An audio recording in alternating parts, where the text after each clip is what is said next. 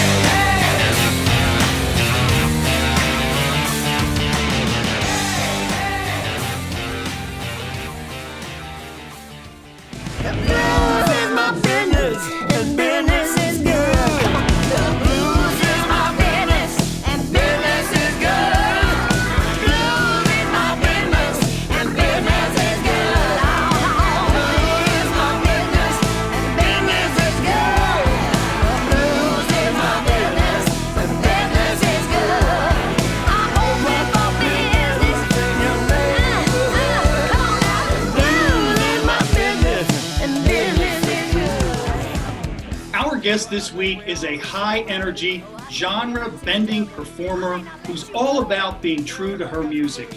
She charted 8 singles while fronting Trick Pony, and her first solo project included the platinum-certified smash hit, Johnny and June. Her new album, The Barfly Sessions, features collaborations with some musical giants, and she happens to be one of Bill's favorite singers. Please welcome to the Rosie and Bill Show, Heidi Newfield. Heidi, welcome to the show. Hi, y'all. It's so good to see you. Even if we have to see each other through a camera. Definitely. We are so excited to have you here. You are quite a powerhouse singer, and it's really an honor to have you here. Well, thank you for the compliment. It's much appreciated. Well, and Heidi, if you don't mind, I just wanted to follow up a little bit on that in terms of the compliment and what Rosie said about you being one of my favorite singers, favorite performers.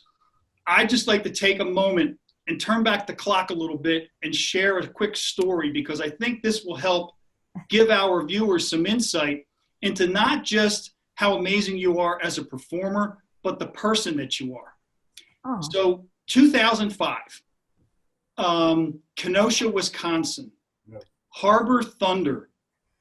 It was an August day, and the days leading up to this show, the weather out there was atrocious. I lived in northern Illinois at the time, and it was raining, torrential rains. There might have even been a tornado coming through the Midwest. It was awful. But all I know is Trick Pony was headlining Harbor Thunder. Daryl Singletary, Red Akins, Chad Brock, Bobby Pinson were all going to be there. Okay, now I'm remembering. A lot of times when you tell me who I was playing with, that helps me put all the pieces together. So yes. Yes, and there were supposed to be a very large crowd there, but no one was sure up until the day of the show if the show was going to go on. Right. The show, it went on. And there may have been, I'm not really good at estimating crowds, but I'm going to say 100, 150. It was small crowd, but dedicated. and what amazed me was, from Bobby Pinson to Daryl Singletary, Rhett Akins, everybody, all the way up to you when you closed the show, everybody just did a great job. And Heidi, you guys performed. There could have been 100,000 people there. It didn't matter that there was only 100 or so of us in the audience. You gave it everything you had. And that's not the best part. The best part was after the show. Oh, yeah. After the show, I got to talk songwriting with Bobby Pinson. I shared a couple of Crown Royals with Chad Brock in a golf cart. What? Not me? You didn't share Crown Royals with me? That's wrong. I think you might have still been finishing up after you were playing. But then out comes Heidi and Ira off the bus, and you were the most approachable, personable person I've ever met in terms of an entertainer or performer at the time. And you put smiles on everyone's faces. You were hugging people, you were shaking hands, you were signing things, and I'm going to show you. Hopefully you can see this. I can see that. I have to look to my monitor. There's Heidi, Trick Pony. Big old first name right there. Yep. Ira, I've got Chad and Bobby on the other side of the hat. I still have it. That's so cool. And as a country music fan from Philly who was living in Illinois at the time, I just want to thank you for all you did to just bring a lot of joy to people after a difficult time with all that weather out there. And I just think that, again, it's one thing to be a great performer, but I also put you towards the top of the list in terms of just being a great person. So I want to thank you for that. And I just wanted to share that story with our guests and with you, well, I'm sorry, with our audience, our viewers, and with you as our guest. Well, thank you, Bill. You know what? I love doing these interviews, and I love when I get to meet up with somebody like yourself who I've crossed paths with in the past, and maybe, it's been a hot minute since we've seen each other. And I love hearing these stories because, I just was taught at a very, very young age, growing up on a ranch in Northern California on the West Coast. It was hard work. We had a lot of work. We developed our work ethic as little kids. So I've always known how to work hard and how to play hard. And I've always had a love of music, and I knew what I wanted to do as a young girl. And so my mom started, there were so many things that were instilled in me, and one of those has always been never to take things for granted, never to take your audience for granted, however small, however large. And so that's why I think that even with the Trick Pony days, we almost always, I can't really remember very many shows ever that we didn't have a like-minded attitude of, and I carry this with me today. Things happen. You can't control the weather. So sometimes things happen. Obviously things happen. It's 2020.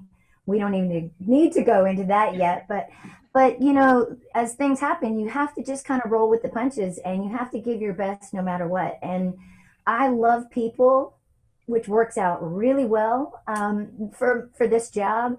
I really genuinely enjoy the exchange of energy from the stage, and the energy that the crowd gives me back, and our players and so forth.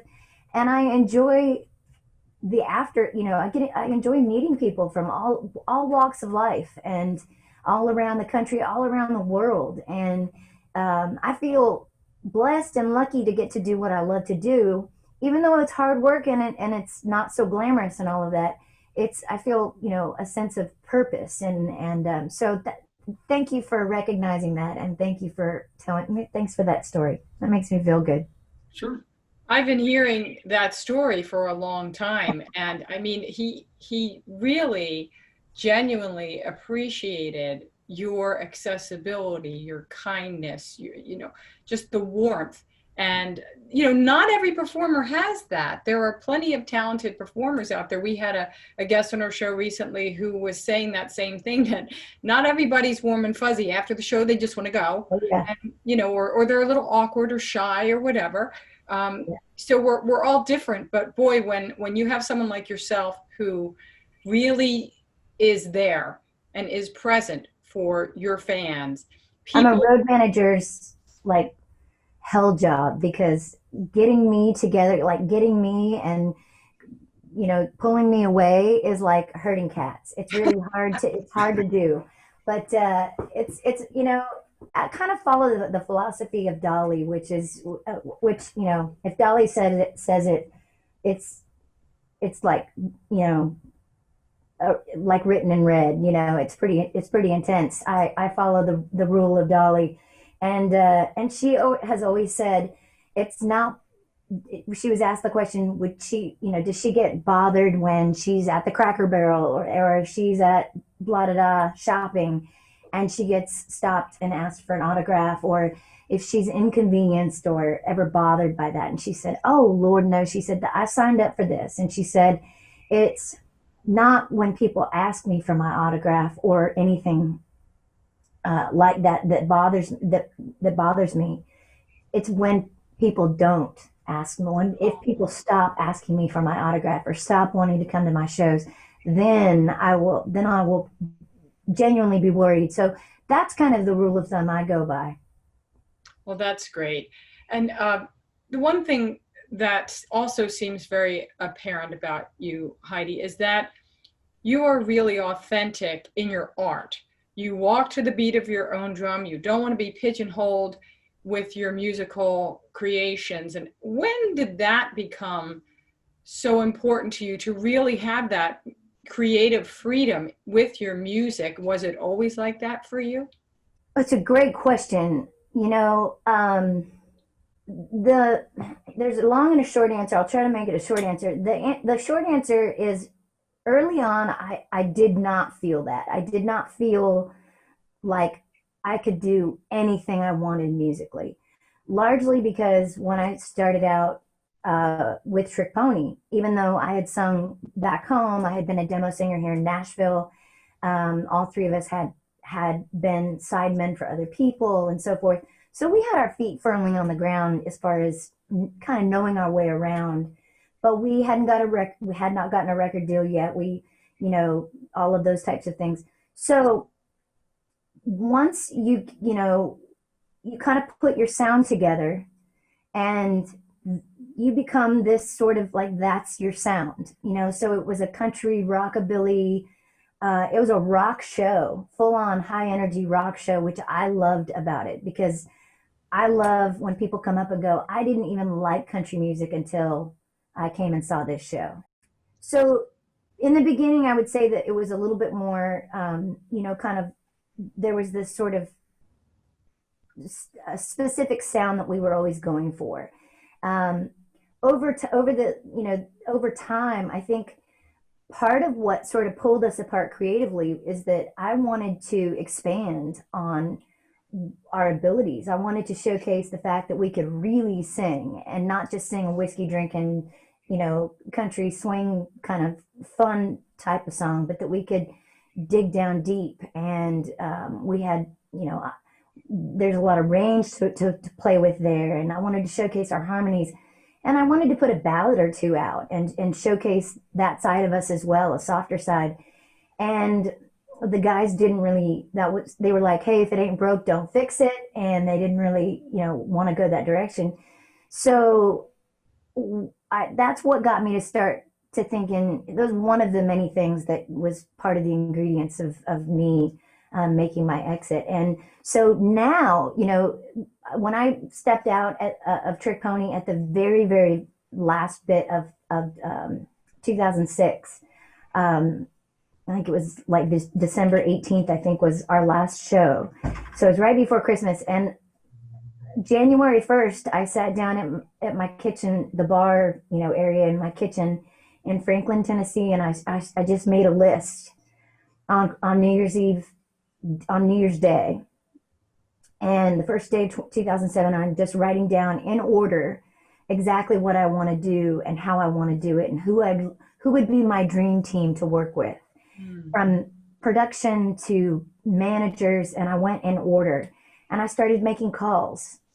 And little did I know, I started getting yeses. And so that began to open up my brain, my heart creatively, to say, okay, I can kind of do whatever I want here. I'm not in this sort of niche sort of thing where I'm expected to sound a certain way. I can do whatever I want.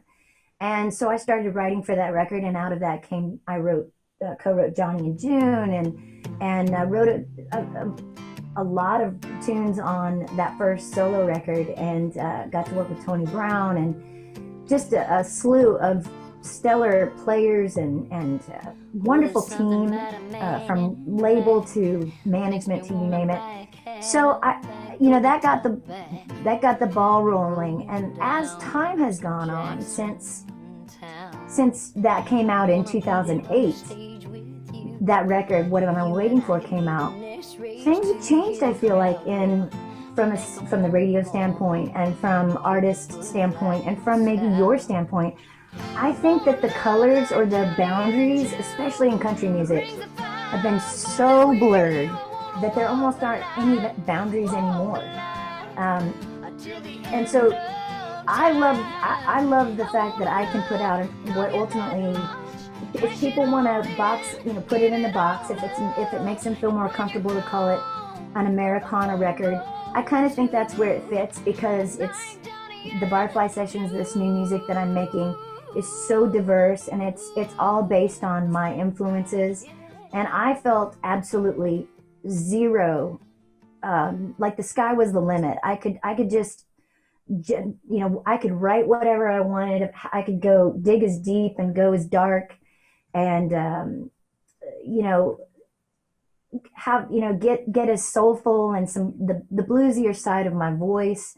I really got to play around with my voice a lot on this record. So I've progressed over the years from Trick Pony, doing a certain thing, to stepping into my own thing, to where I am now, to where I don't know that there are any boundaries for me. I mean, you're probably not going to be hearing me sing an opera song anytime soon, but music should not have to be boxed in. I think I kind of feel the same way like Willie Nelson does, or Ray Charles, and people like that they just kind of follow the music and have always kind of just done what felt natural to them, what felt good to them and their audience. And one last thing I'll mention is that I think too, the flip side of what I just said about boundaries and country music particularly is that even though I'm singing the blues, and that comes very, very natural to me, and writing these songs and stepping over into my Etta Jamesy soulful side and all of that, I've always been, proud to be a country singer. I've came up in that world, rodeoing and 4-H girl, all of that stuff. So what I don't want to see happen, and it will break my heart if it stays this way, to where country music loses its identity, because there are literally so few boundaries that we're now hip hop, we're rap, we're pop, we're rock, we're this, we're that. We're so many things that we might be one of the only country might be one of the only genres that I just don't want to lose the purity of some, of some of the things that I hold so dear, and I think that we all hold dear in country music. The sound of a steel guitar, a great, well-written country song. I really appreciate you sharing all that. And I will say, I watched the CMA Awards, a short time ago. And to your point about the boundaries, I was kind of surprised, but number one, I wasn't as familiar with some of the acts as I have been in years past. Right. And it just seems like, I know Nashville has always been fickle, and sometimes somebody's here today and gone tomorrow, and even though I may still have their CDs, you haven't heard them on the radio for a while. But I kind of had that same feeling, like, what exactly I couldn't really tell what a lot of the performances were, and then they bring Charlie Pride out, and he performs, and I'm like, oh yes, that's what it was.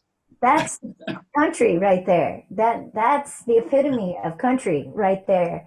And I'm definitely not a hater. I don't walk around dogging anybody else's music or anything like that. And that's, if I'm like, there's no need for any of that. I'm not trying to naysay.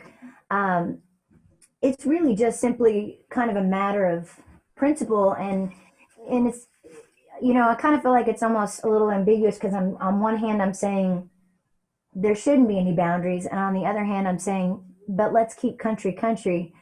So I get how that can be a little confusing, but I think for those of us who truly do love country music, the country music that's on my records as I go throughout my career, make no qualms about what it is. That's country music, and so it just comes natural to me, and that's it's what I love.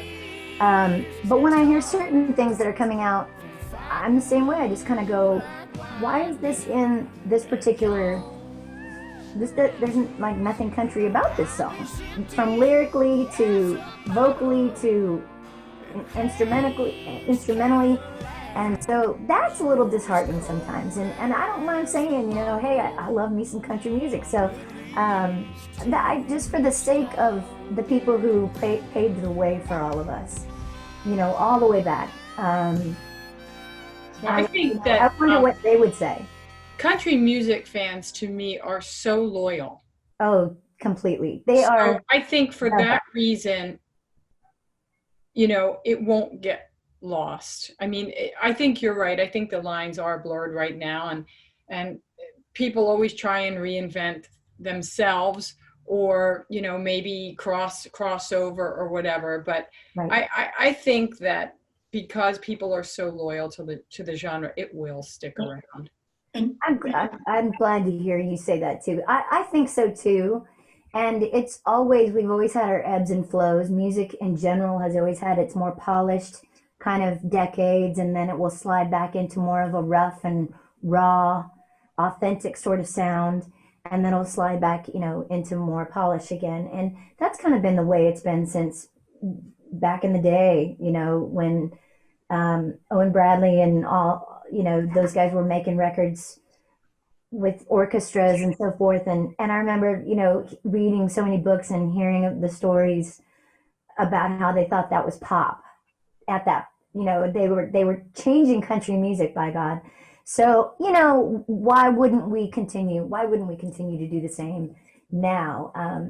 But it's just important to me to, I don't know, just to know who you are. I guess that's where it all comes down to is, you know, I feel like as long as I just keep doing what I'm doing, and as long as the music's still in me, and you know, and I still have the desire and the hunger to fight the good fight and get out there and get it to the people, and hopefully get to begin touring again this coming year, of course.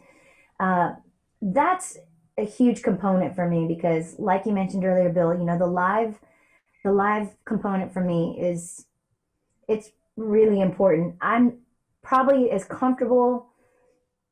I'm comfortable probably in two places more than any other place, and one is on stage and one is on a horse. So I'm just comfortable on stage. I feel like it's home, and you know, like everybody that's there, like we're all here to have a good time and take you on a journey, a ride.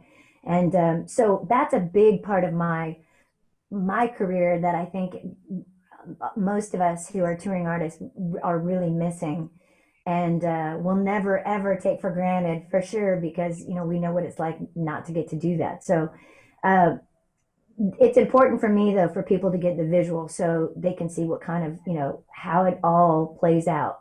Like how can, you know, she play this thing over here and then turn around and play this Texas shuffle over here and then turn around and play, and yet it all sort of works. And so yeah, you know, I think as long as the music keeps coming and as long as I'm writing good songs and finding great songs, the big change I'm going to make from the past is not letting anybody ever hold me back or limit me on how much music. If I want to make a record every year and put new music out, I'm going to do it.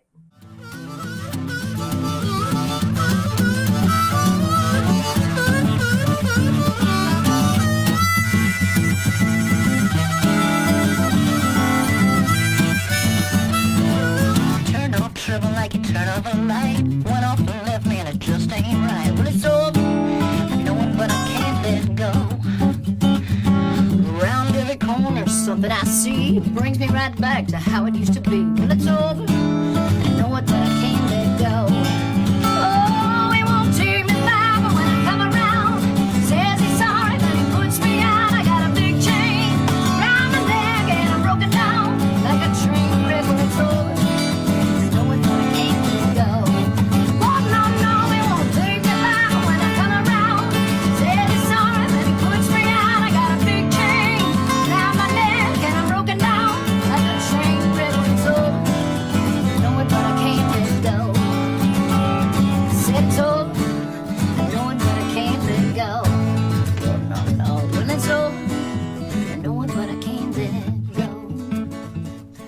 it's over. I know it, but I can't let. That's what I was looking for.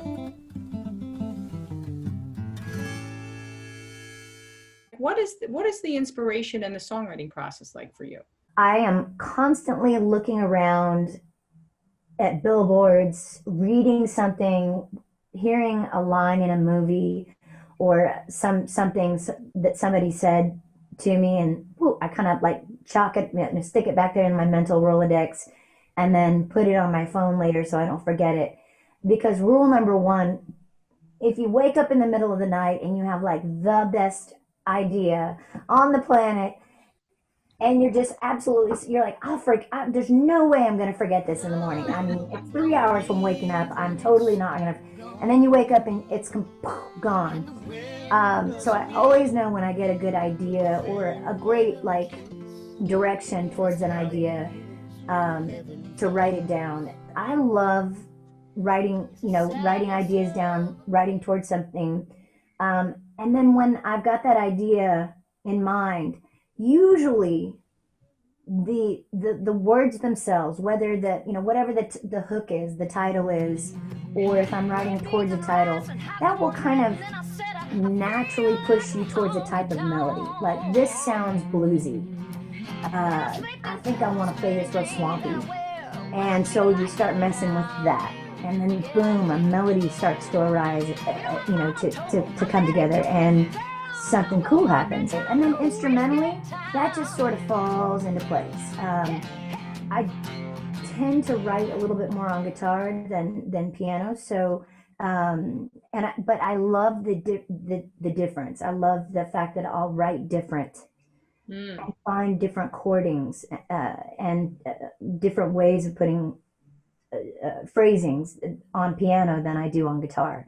So that's fun. And sometimes it's something as simple as literally like grabbing a harp, and I've got a melody, like a quick little like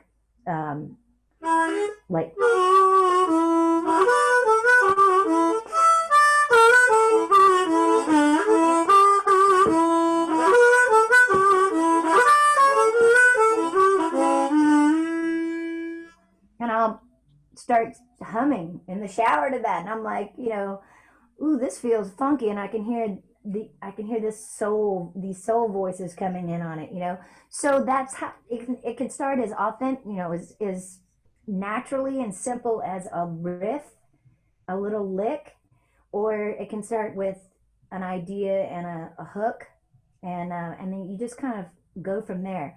The key is to always be looking and always keeping your ears open. Heidi, your passion is palpable for music. I mean, you are, you can tell you're chomping at the bit. The monster drink. I'm hyper, and now I'm hyper. Well, listen, I mean, it's just been such a treat to have you here, and really kind of people like to feel like they're in the inner circle, and they like to feel like, they're part of something special. And I definitely think that when everyone hears your new album, that will qualify in that category, because you are doing your thing and with great people. You're all multi-talented. You spoke of others, but you are as well. And we're excited to close out the show tonight with one of your songs from the Barfly Sessions. Yes. I might just surprise you. I'm going to surprise you. Yeah. I'm going to surprise all the audience. I'm not sure which one to pick at this point. So no, surprise us. Something off the Barfly Sessions. I hope you love it. No, we will. Heidi, we're looking forward to it, and I appreciate you surprising us. And before Rosie closes us out, I just want to say one last thing that just hit me, and I meant to say this earlier. Mm-hmm. I feel bad about that day in Kenosha with the Crown Royal, and you didn't get any. So the next time I see you, I'm bringing some. Bill, I wish, my only regret is we didn't get to cheers one together. But yeah, I was endorsed by Crown for quite a few years, so I think that might have been the time we were driving around in a big purple bus. Yes, you were. Yeah, so there was plenty of Crown. There was there was never a shortage of whiskey, and there still isn't actually on my bus. But You're welcome anytime. Both of you always Aw. are welcome. Anytime I'm anywhere you are, just come knocking and come on up and share We will. with me. We will, and we hope it's sooner rather than later, and things Yes. get back to normal, you know. And I mean, albeit there's been a lot of positive things since the pandemic, but it will be nice to get back to normal. So on those lines, to all of our viewers, ladies and gentlemen, Heidi Newfield.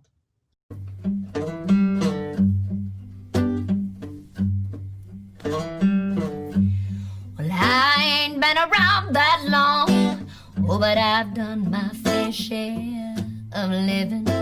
I had my ups and my downs, my long way rounds, more than a time or two. But of all the loves I've stolen, gambled, or given, there's just three things, oh, just three things that I know to be true. And now I'm telling you, hearts break, whiskey burns, and fools like me, oh, we never learn. We keep lining up to take another turn like we don't know. Hearts break, whiskey burns, and fools like me never learn. Oh. Now, soon as I looked into those eyes, as pretty as any blue ocean, I felt myself going down. I knew I was gonna drown. Oh, but I kissed you anyway. Now I ain't blaming you. How could I blame you when I set this whole thing in motion? I just want you to know what I wish I'd known back on that sunny summer day. Hearts break, whiskey burns, and fools like me, oh, we never learn. We keep lining up to take another turn like we don't know.